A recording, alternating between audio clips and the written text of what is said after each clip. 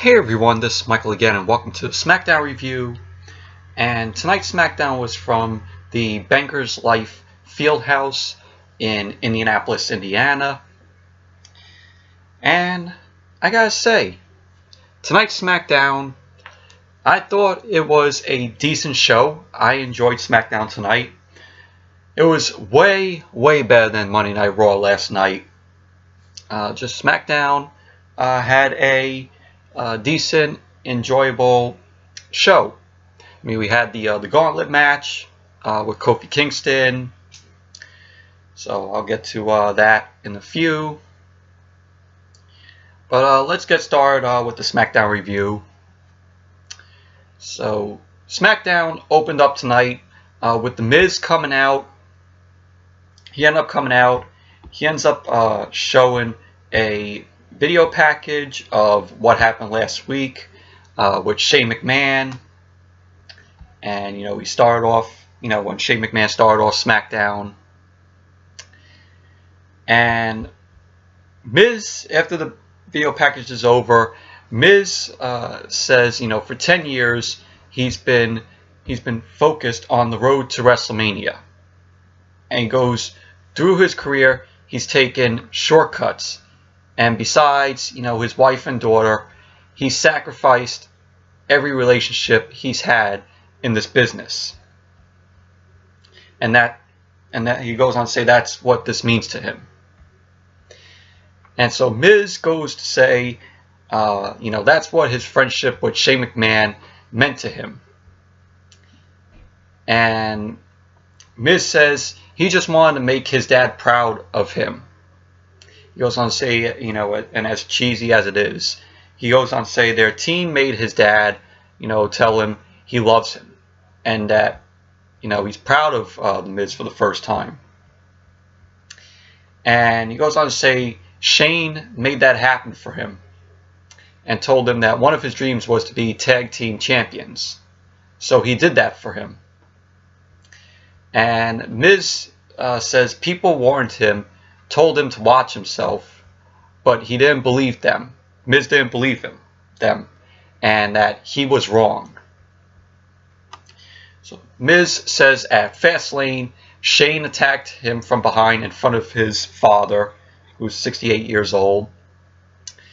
And he goes on to say that his dad watched as Shane decimated him, and then proceeded to put his hands on Miz's father, which we saw. And Miz says that's something that will be with him for the rest of his life. Miz says, watching his dad get shoved down, as, his father yelled for someone to help, the Miz, his son. And Miz ends up calling Shane a conniving, vile, disgusting human being. Rotten to the core, just like his father, who Miz mentioned, Vince.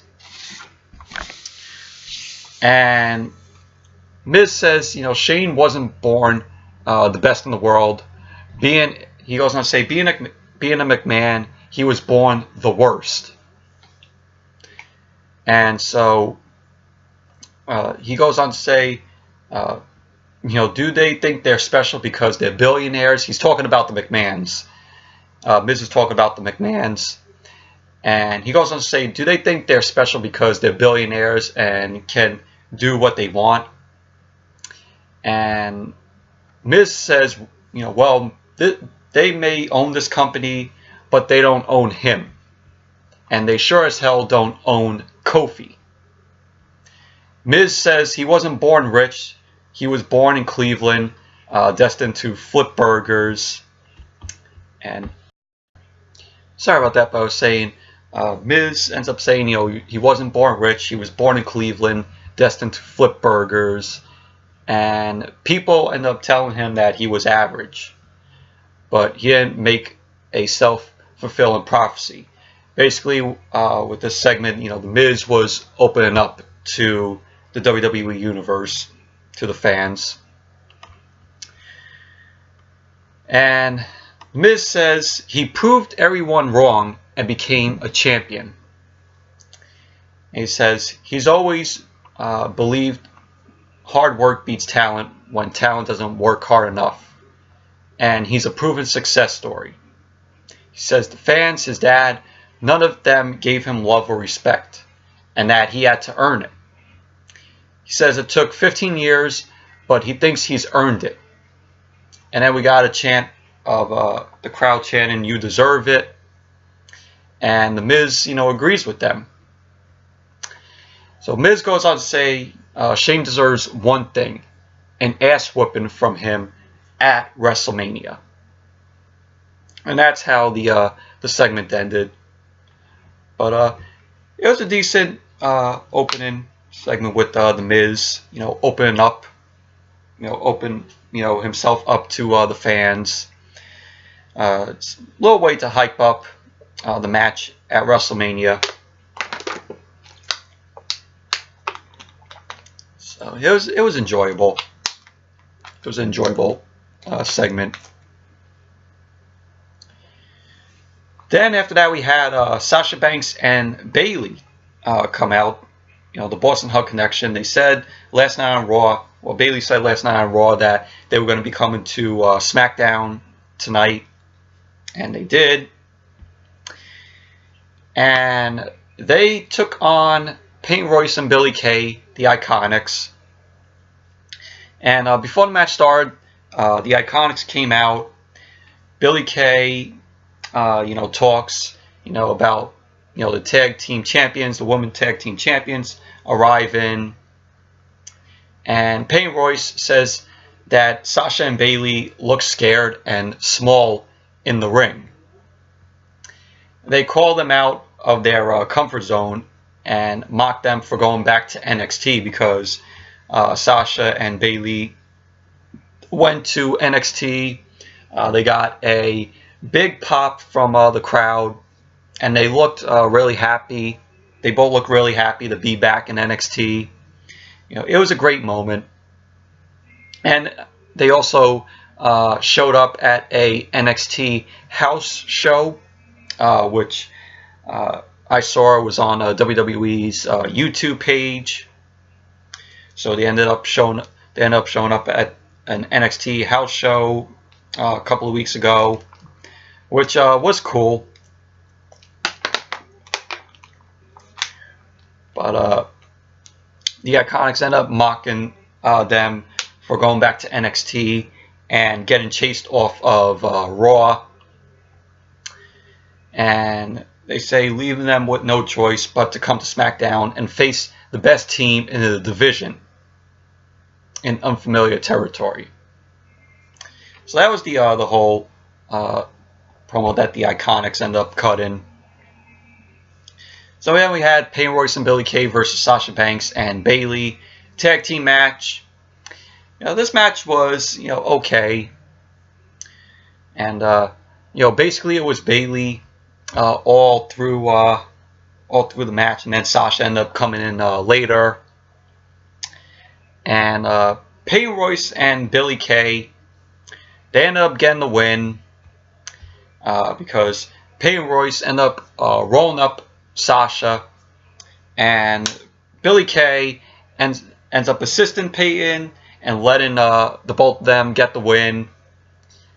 And Peyton Royce and Billie Kay end up winning the match, defeating the women's tag team champions.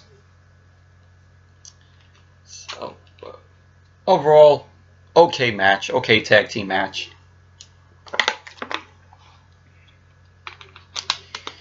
Then we had Kayla Braxton. She was interviewing Rey Mysterio on his big plans for WrestleMania. So Rey is there, and he brought his son Dominic. And Rey Mysterio says, his son Dominic has been traveling with him, and he announces that he is fighting. Mysterio announces that he is fighting Samoa Joe for the United States Championship at WrestleMania. And his son, Mysterio's son Dominic, says that Samoa Joe is just a bully, and that at WrestleMania he will be sitting front row and watching his dad bring home the United States Championship. So that was the interview with Rey Mysterio. But I remember it was back in 2005. When his son Dominic was a small child, he was involved in the feud with him and Eddie Guerrero, where they had a match at SummerSlam. It was SummerSlam 2005. It was a ladder match for the custody of Dominic, because Eddie Guerrero was like to Mysterio's son Dominic, he was like, "I'm your papi." And so that whole feud happened, and they settled it at SummerSlam with the ladder match, with the custody papers, which Rey Mysterio ended up winning, of course. So, and then last we saw of Rey Mysterio and Dominic was when Rey Mysterio was still with Lucha Underground. So, all in all, it was a decent interview with Rey Mysterio. But glad that match is now official for WrestleMania. Another match made official: Samoa Joe versus Rey Mysterio for the United States Championship at WrestleMania. Then we had Kevin Owens end up coming out. He did the Kevin Owens show, and he was in the ring. He welcomes us to the show. It was new and improved. And he says, this year, there's no denying WrestleMania is all about Kofi Kingston. Of course, Kofi Mania is going to run wild. And Owens says, tonight we see if Kofi can keep that momentum going, and rest assured, because he says he'll be watching that match very closely. So Owens says another match that has everybody buzzing is the one his guests are in tonight. And he introduces his guests, who were Becky Lynch and Charlotte. So they both end up coming out. Owens ends up welcoming them. And he ends up saying, nobody knows better than he does how friendships sometimes go wrong. He says, no one can get under your skin like a former best friend. He says things have been said back and forth over the past months. And he ends up saying, with Ronda Rousey, running them down, and Charlotte telling Becky she'll be carrying, her bags by SummerSlam, and Becky Lynch saying her opponents were chosen, and that Charlotte shoehorn, snuck her way in where, didn't belong. And Owen says the point that he's trying to make is that they've talked a lot, and nobody really wants to see them talk anymore. And he says, this is the Kevin Owens show. And what does he always say? He ends up saying, fight Owens, fight. He says, but that's not it. And that tonight, it's fight Becky, fight. And fight Charlotte, fight. And so they both stand up. Kevin Owens gets out of the ring. So Charlotte and Becky stand up. Charlotte says she beat the holy hell out of Becky. And then we see Kevin Owens. He ends up stepping away. And he gives Becky, we see him give a nod to Becky. And Becky ends up hitting Charlotte.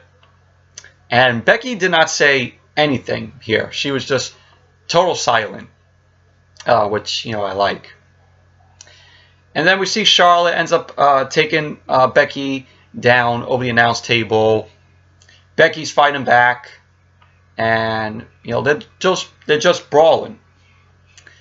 And, we saw Charlotte ramming Becky into the apron and into the barricade. Referees had to come down. and to break them up, but the refs couldn't, pull them apart. And security had to come out, and Becky and Charlotte ended up knocking one of the security out, and we saw Charlotte end up slapping a security guy, which Ronda did the same thing. So I'm like, oh, is Charlotte gonna get fined now for slapping a security guard? So, and that's how the segment ended. So they were both of them were just brawling. So, but all in all, it was glad to see the Kevin Owens show back, new and improved. Then after that, we had Kayla Braxton. She was interviewing AJ Styles about his match against Randy Orton at WrestleMania. And she says, what does it take for Styles to beat Orton? And Styles says he thinks Randy Orton has advantages. Most of them haven't had. He says, being a third generation superstar and of impressive proportions. Styles says that, can even say that Orton is great. But the difference between them is Orton's a first round draft pick, and that Styles is a walk-in. And he says at WrestleMania they both will face off, and Randy may have said this was his house. And he says Styles says he isn't coming to build, because he's coming to tear the house down, because he is AJ Styles. So that was the interview with AJ Styles. So, decent interview with Styles.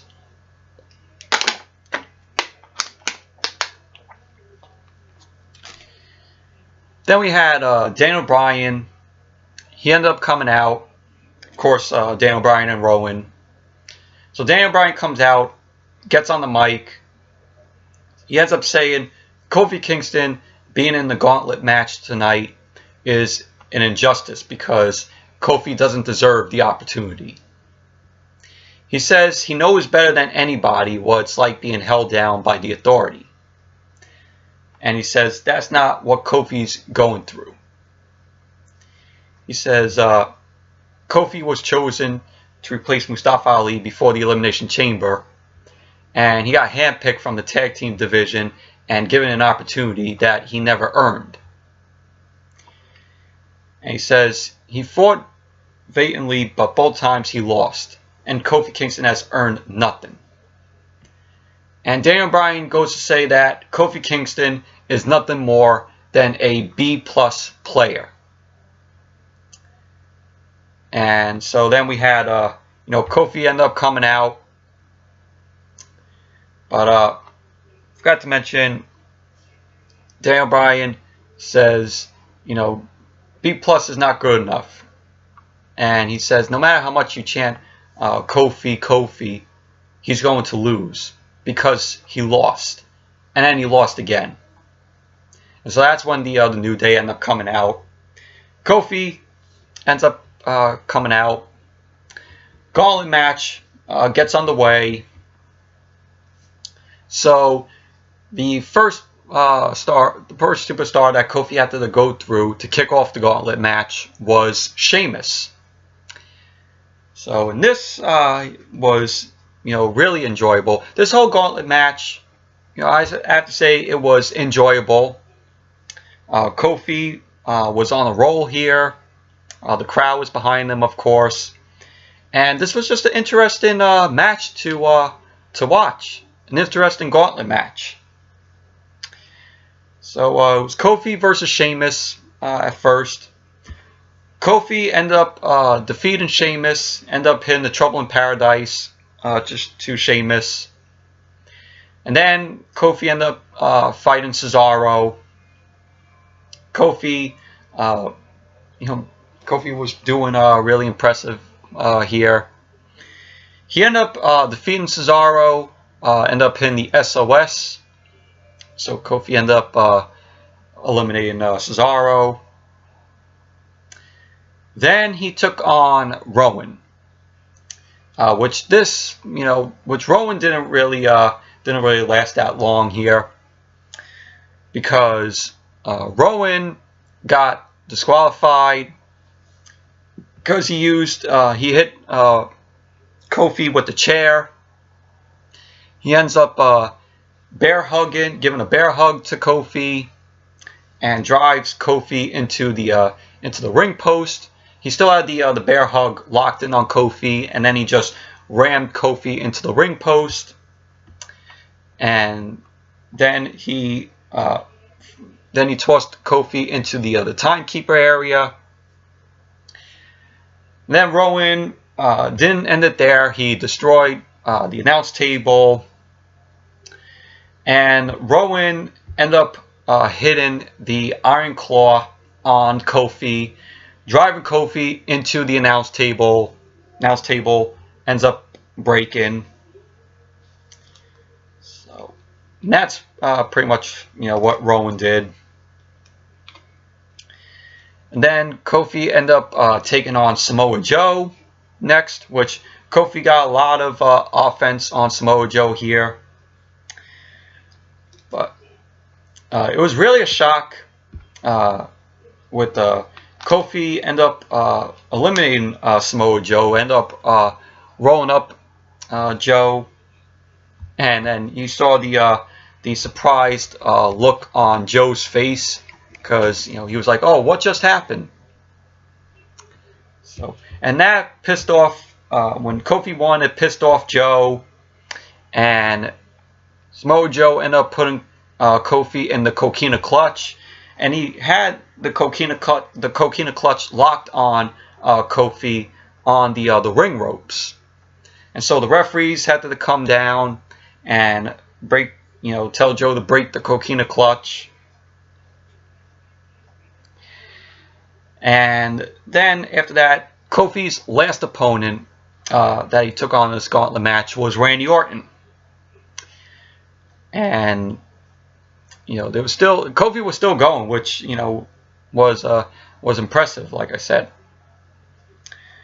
But Kofi ended up winning the Gauntlet match because Randy Orton went for the DDT on the ropes, and he was going for the RKO.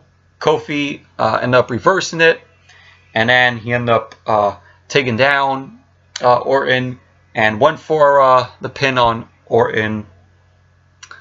So Kofi ends up winning the Gauntlet match. Kofi is going to WrestleMania. And during this whole Gauntlet match, everybody was watching backstage. Like you saw Big E and Xavier.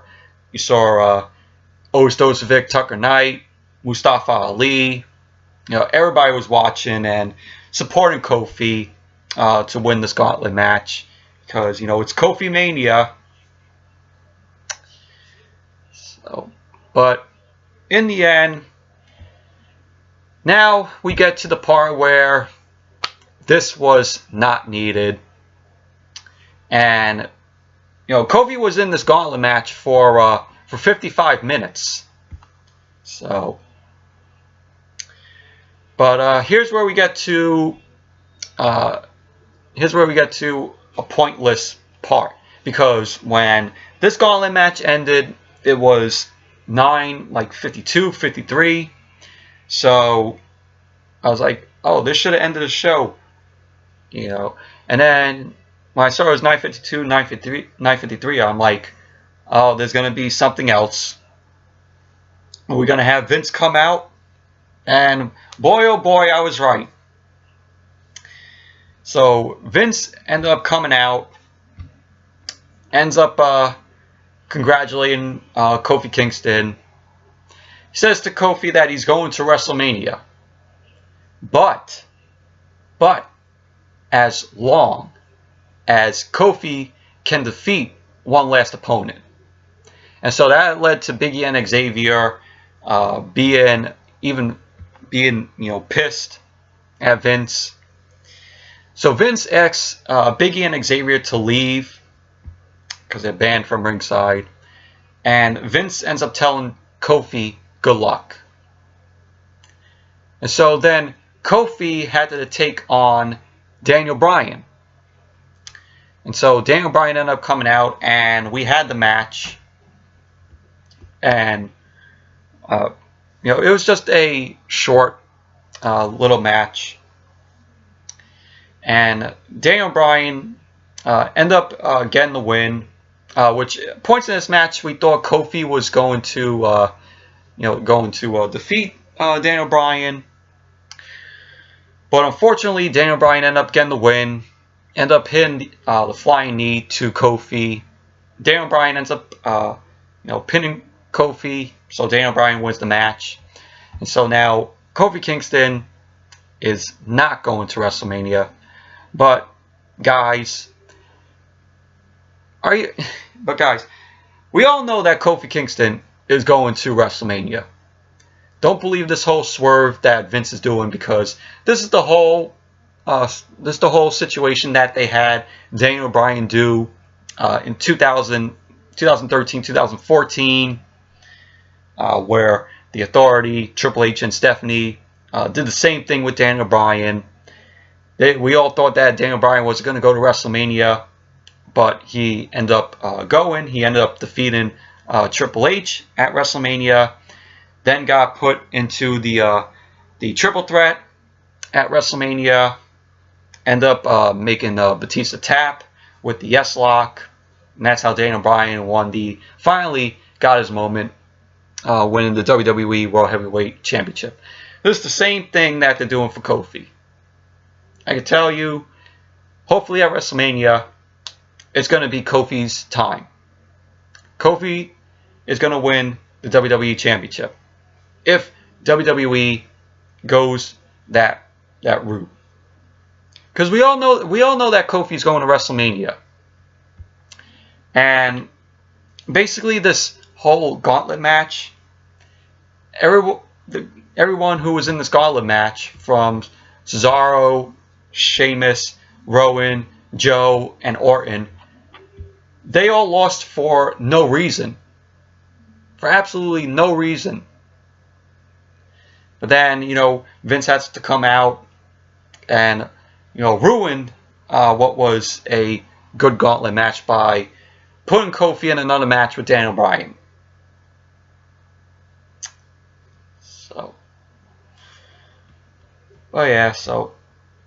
don't fall for the swerve, people. Kofi is going to WrestleMania.